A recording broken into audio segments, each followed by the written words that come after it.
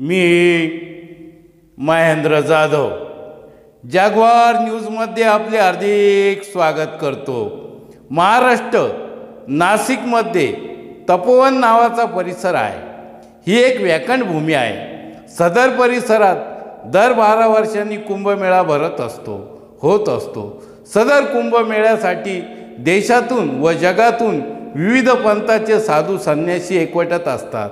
येथे येणाऱ्या लाखो साधू संन्याशांना व त्यांच्या आखाड्यांना व त्यांच्याकडे येणाऱ्या भाविकांना जागा उपलब्ध व्हावी म्हणून शासन जागा अधिग्रहित करीत असते। करोडो रुपयांची जागा शासन व महानगरपालिकेने विकत घेतली आहे। सदर परिसर स्वच्छ, सुरक्षित व सौंदर्यवान ठेवणे हे नाशिक महानगरपालिकेचे काम आहे। पण हप्तेखोर नाशिक महानगरपालिका काही ठेकेदारांच्या दबावाखाली हे करताना दिसत नाही। नाशिक महानगरपालिकेने ठेकेदारासाठी तपोवन मोकळे सोडलेले दिसते।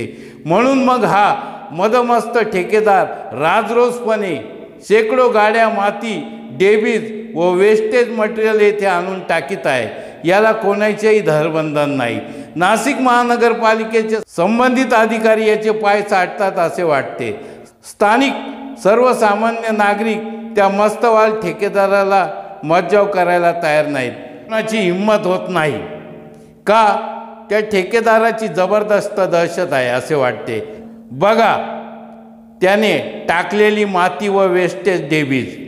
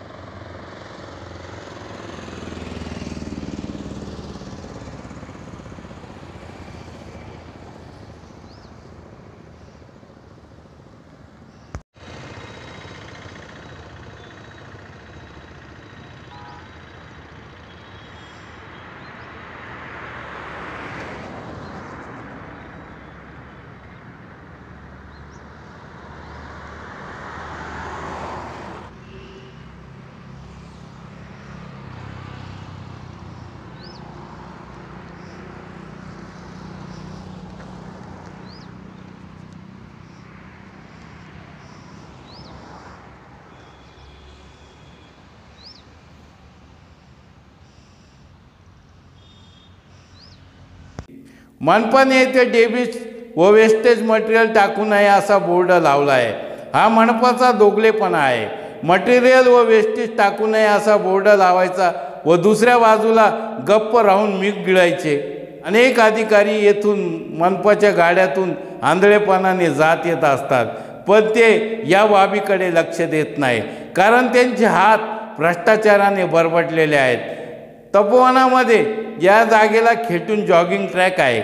शेकडो लोक येथे जॉगिंग करीत असतात, पण ते माती टाकणाऱ्याला काही बोलू शकत नाही।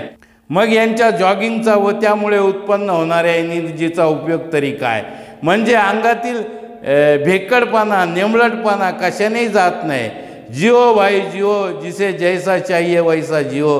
हम तो आवाज उठाते उठाते जिएंगे और आवाज उठाते उठाते मरेंगे। तुर्त इतकेच, धन्यवाद।